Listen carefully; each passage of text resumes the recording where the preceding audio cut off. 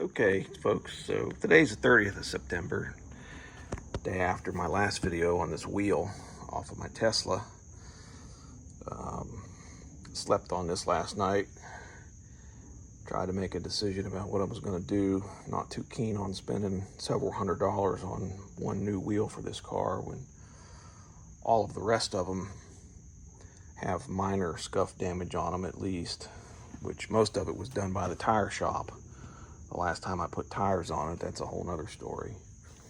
But anyway, I decided I was going to try something at least until this set of tires wears out, and then maybe I'm going to buy another set of wheels to put on this car. So I got these cracks cleaned up, found the end of the cracks, and I've stop drilled them.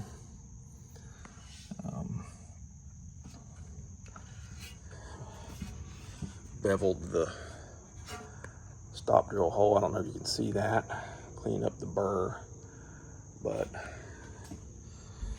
next I'm going to bevel grind out the crack. Not real deep, just I'm going to put a bevel on them, the full length of the crack on both sides of the rim, so that I can give a little more surface area. And then I'm going to patch it with some high strength epoxy, aka JB Weld, to stop the air leak. I think structurally this wheel is probably okay for the type of use I'm going to put it through. I do not believe there's any risk of a catastrophic failure here. This is just an annoyance. But I made a discovery when I drilled these holes. I have a very good set of carbide drill bits that were expensive. They're very sharp. And these wheels are probably some of the hardest aluminum that I've ever drilled. I was really surprised how hard they were. And so I assume they're heat treated, but I'm also sure that these are cast wheels. I don't think that they're forgings. And so I don't know. I don't know a whole lot about heat treatment of aluminum, forgings or castings. So I do know that these wheels are very hard, and possibly that's why they have cracked. I don't know if there is a flaw with this wheel. I still don't understand why it's cracked. But anyway, let me move on to this next step. I'm going to grind these out and then I'll add on to the video. Okay, back in the shop here. Got my crack path beveled out where I can get a few mils of epoxy on top of it. Of course, there's the stop drill hole.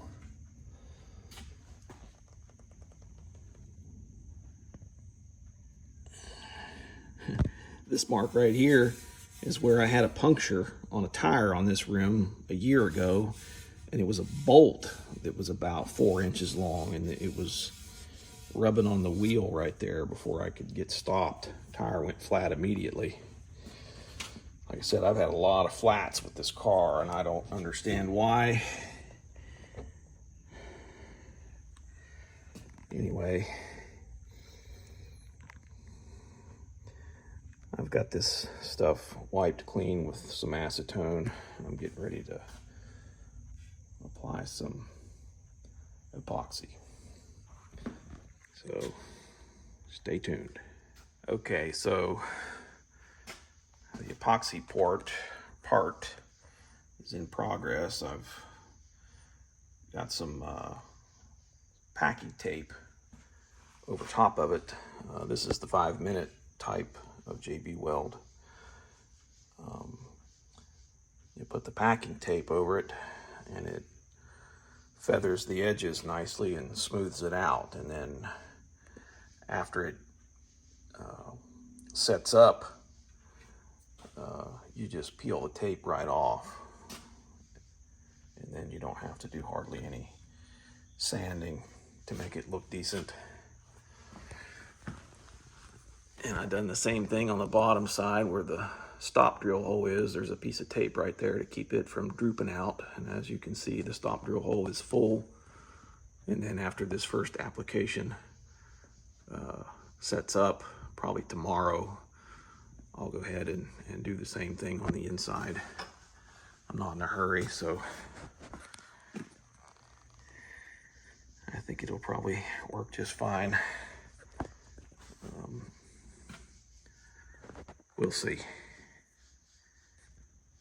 I'll make another part tomorrow after I get this finished. Oh, here we go, the next day, October 1st. Just got home from work a little while ago.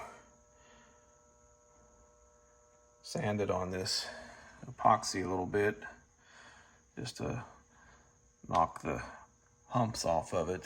I don't really care what it looks like. It's on the back side of the wheel. But what's important is that it's adhered to the wheel very well. It's hard. I think it's going to be just fine.